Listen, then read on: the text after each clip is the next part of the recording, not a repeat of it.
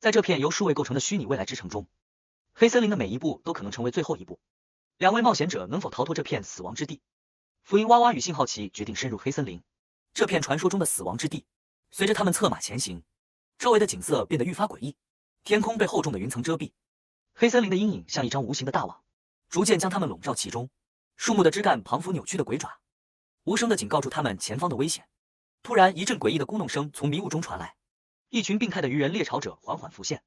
这些怪物眼中闪烁出死亡的光芒，他们的出现让福音娃娃和信好奇感到无比压迫。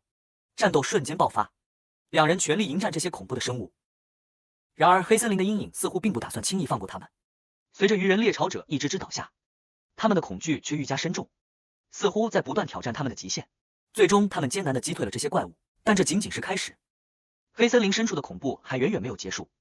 那名失踪士兵的命运，是否正隐藏在更深的黑暗中？